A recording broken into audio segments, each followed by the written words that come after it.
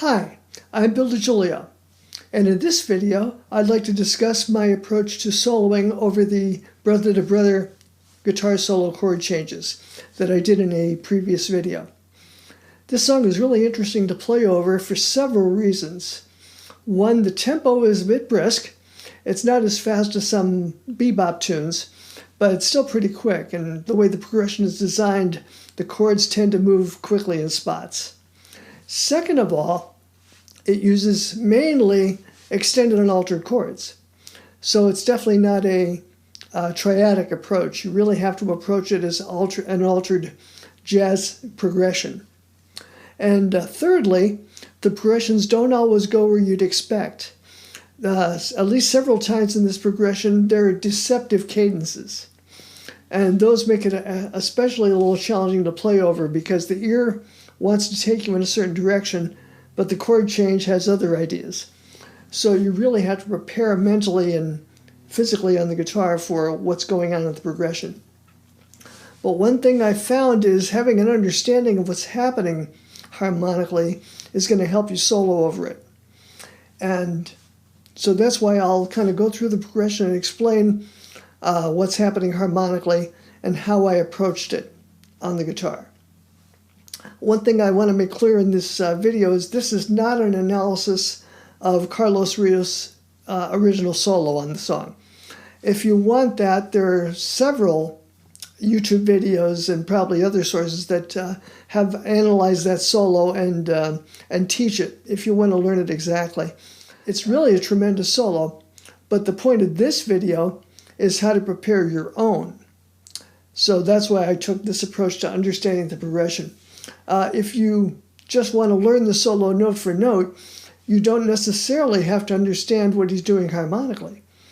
That's the interesting thing about transcriptions and copying solos. One thing I found is if you really want to get the most out of a transcribed solo, is you want to use what Scott Henderson calls not only learning the lick or learning the solo, but learning from the lick. In other words, understanding why the player did what he did, not just mimicking it. So that's why I'm approaching this solo in this way. I'm taking it my own approach and hopefully giving you some tools to approach it your own way. Now, to be honest, one thing I did do in the solo is I found myself gravitating towards certain areas of the neck and certain chord shapes, but that's partially due to the tempo of the song. The chords move so quickly you don't get a lot of time to spend on each change, so you have to be ready to navigate them quickly. So I'll begin my analysis of each section. I've broken this song or the solo section down into basically 4 sections, and each one has its own challenges. So I'll kind of go through it. And once you see what each section is doing, it'll make a little more sense as far as the overall picture. Again, since the solo moves so quickly, you not only have to understand each section thoroughly, but then understand how the sections fit together, because it is one long chord progression, and each section resolves into the next in some way, shape, or form. So I'll go through that briefly. First section is basically in the key of B minor. Okay, the chords are basically B minor or B minor 9, an extended chord, D over A, which could also be thought of as a B minor chord with an A in the bass, but clearly the bass is descending there, there's no doubt about that. Then it goes to a 2 chord, but instead of the regular minor 2 chord, which would be a minor 7 flat 5, or half diminished, it's a C sharp minor 11, which could also be written as B major over C sharp, as an 11 chord. And I'll explain how I approach that in a minute, which then goes to the 5 chord in B minor, which is F sharp altered. So you can think of it as F sharp 7 flat 9. The flat 9s are usually the most common altered tones in dominant chords. So basically, it's a B minor progression with the only minor change, pardon the pun, is the C sharp minor 11 instead of a half diminished chord. So basically over that progression, I'm thinking of B minor in toto, but one thing I definitely want to try to nail is over the C sharp minor 11, I want to try to clearly outline that B major triad just to clarify that the difference in the chord. Because the ear would expect a minor 7 flat 5, but he's throwing you a slight curve there.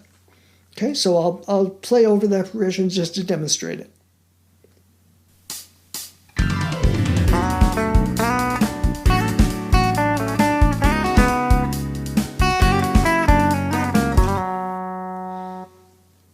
And that, of course, resolves to a B minor 9. Okay, I'll do it one more time. And again, I'll do several takes of each one just to show you that I'm not copying a solo. I want to leave myself enough room to vary it.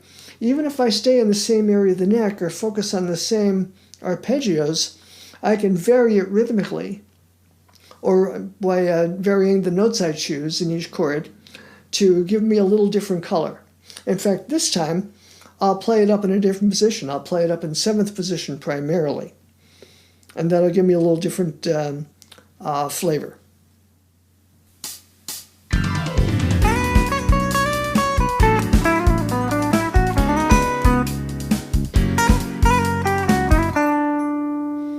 And then, of course, that resolves to B minor 7 or B minor 9.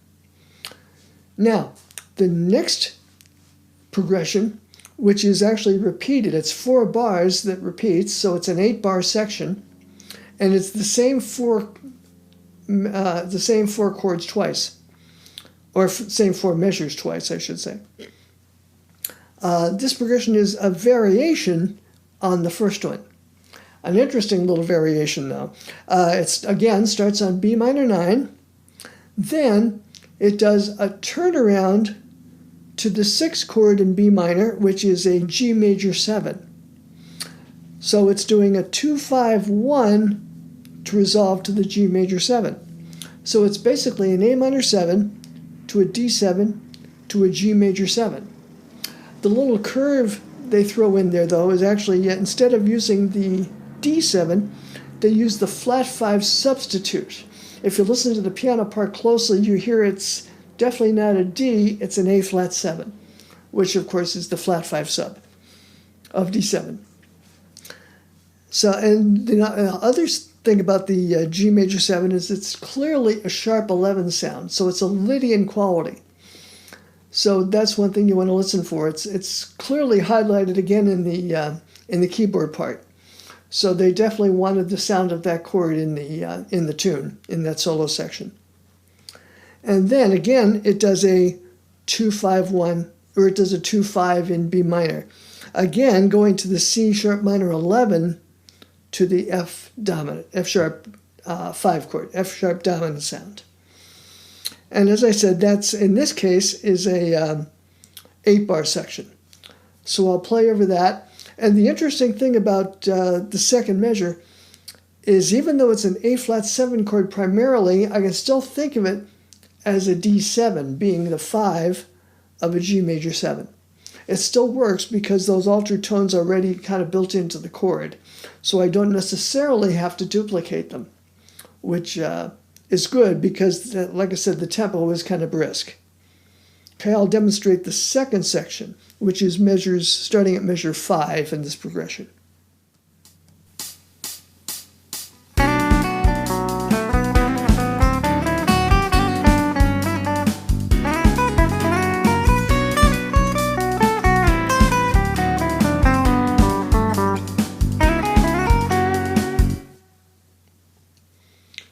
So one thing I found useful in that progression is the, especially on the second bar of it each time, since the B minor 9, the 9th is a C sharp, I usually try to really target the C in the A minor 7 chord to clarify that.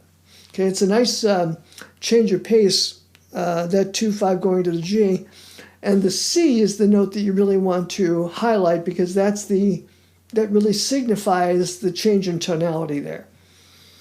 Okay, so, and then of course, C minor 11 to F dominant 7th. You can use it's a much quicker progression here. You only have 2 beats each on each of those chords. So I'm basically using a simpler pattern to navigate those changes. Now the third section is where things get interesting. You would expect it to resolve to a B minor 7 as it did previously, but here we have a key change. This next section actually is in the key of B flat major primarily. Okay, the first chord is in E flat over F, or an F11 could be considered, or some people will call that a sus chord. F sus could be considered that, to an F7 augmented, or altered in this case, but it's definitely an altered chord, okay?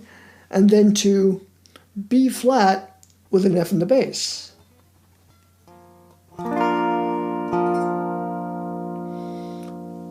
So primarily over these 4 bars, or at least these first 3 bars, there's definitely a pedal point. The F note is being used as a pedal over these chords. And then to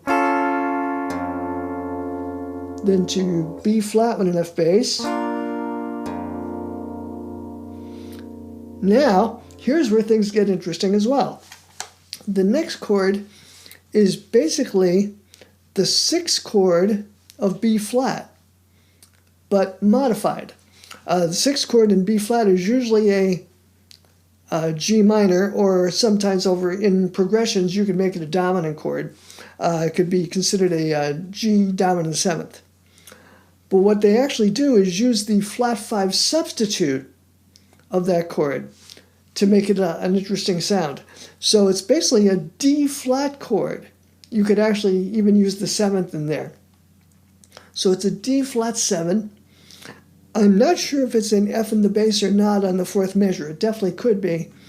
But in my MIDI track, I did not use the F in the bass. It didn't sound as good to me, so I used a D flat to highlight the progression. So again, E flat over F, F altered,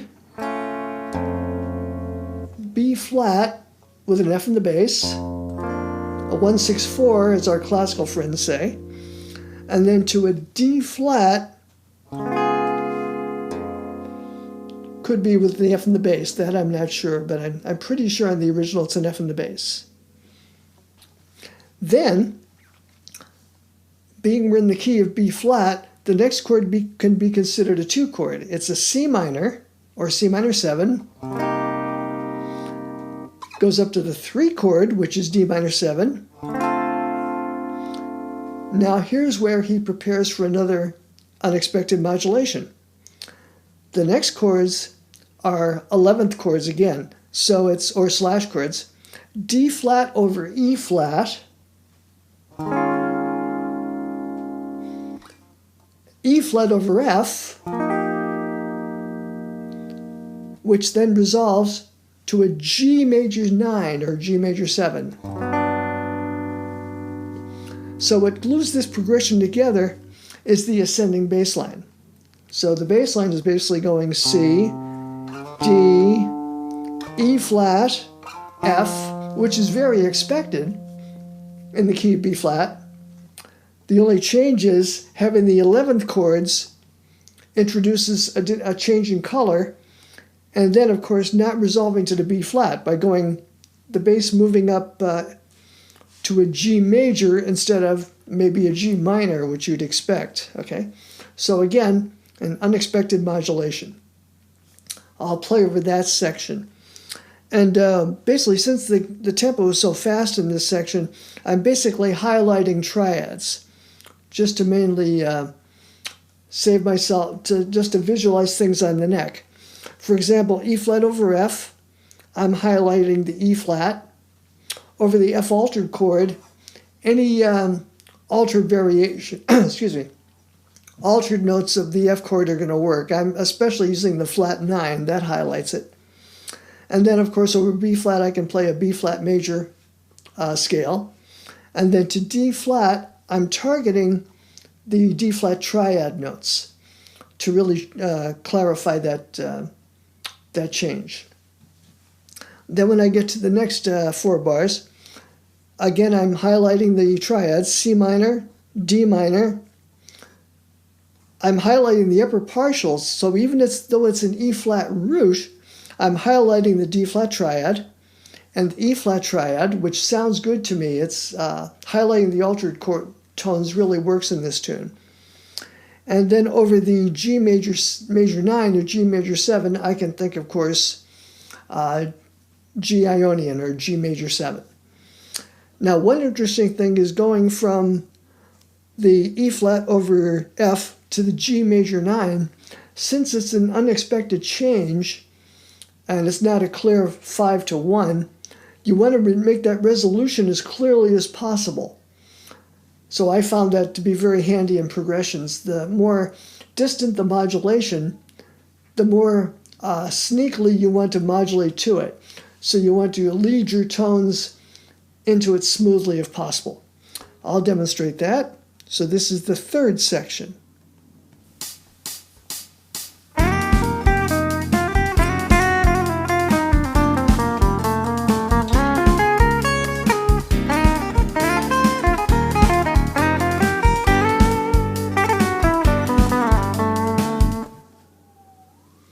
So notice in that case, I went up to the 9th of the G, since melodically my line went that way.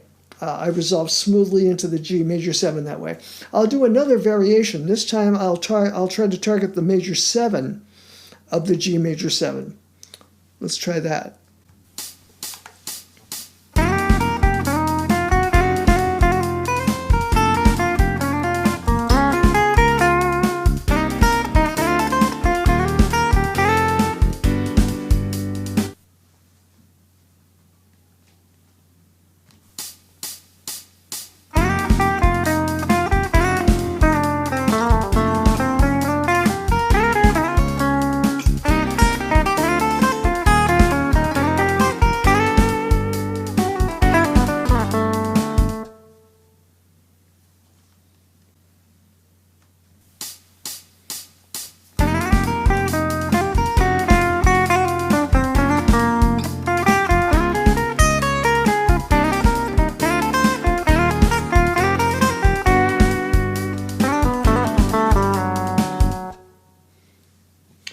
So notice that time I smoothly resolved into the major 7 of the G major 7, which worked perfectly.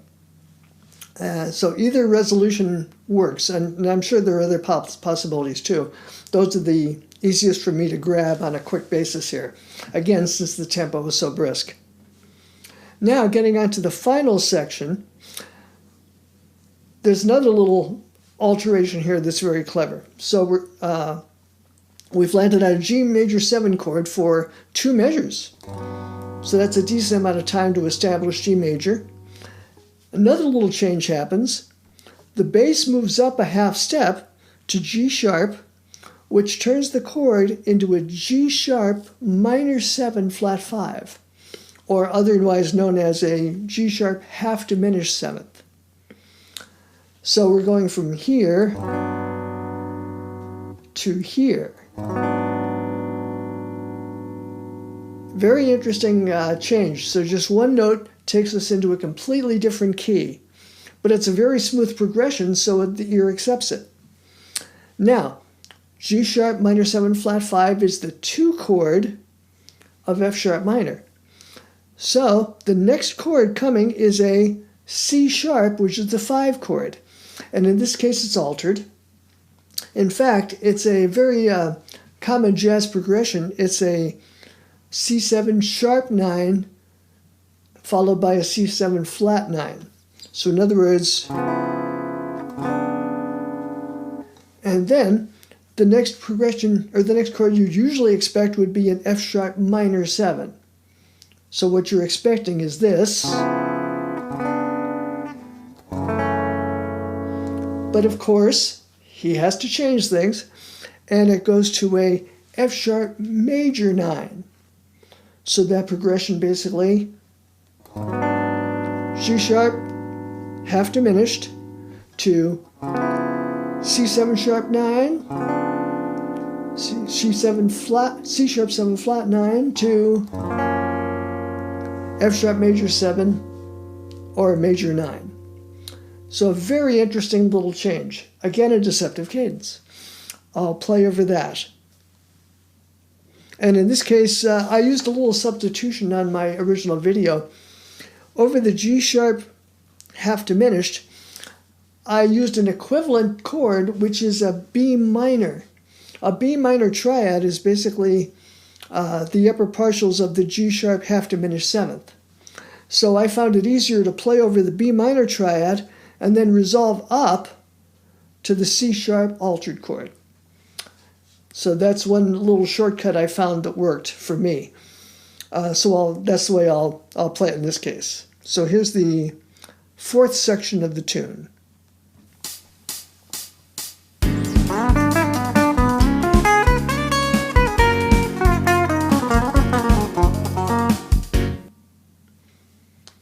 I'll play that again, slightly different variation.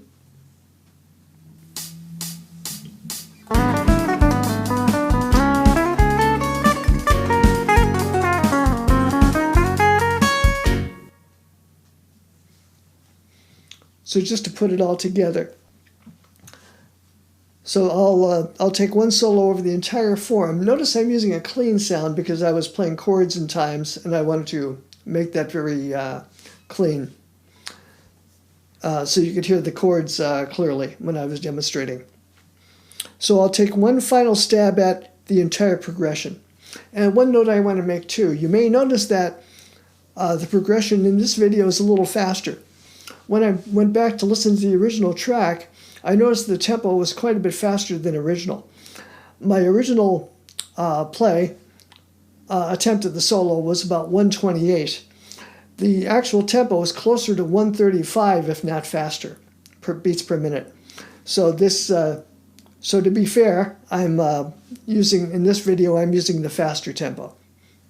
So now let me play over the entire progression one final time.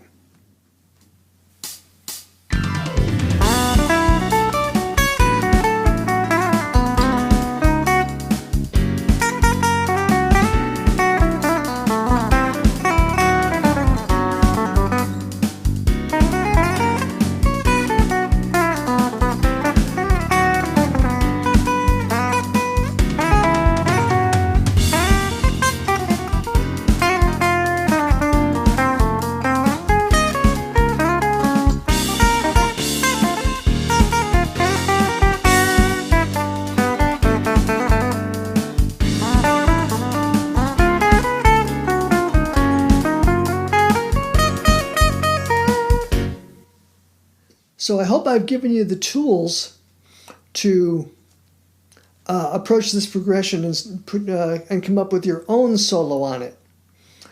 I think this is a very useful way of approaching tunes. In other words, understanding it harmonically so you know what chord tones to focus in on when you're soloing over it. And then you can additionally think in terms of modes or scales. But I find that using arpeggio tones is the easiest way to target the right notes. When thinking in terms of scales, sometimes we don't realize that there's a hierarchy. In other words, the arpeggio tones have to get preference. Or the alter tones, for example, or extensions. Otherwise, we may find we're sitting on tones that are not one of the major chord tones and don't give us the sound we're looking for. So that's one thing I would focus on when practicing soloing over progression. So that's my approach to soloing over this chord progression. I hope you find it useful. If you have any questions, feel free to ask them in the comment section in your comments. Thank you very much, and I hope you have found some use out of this. Have a great day.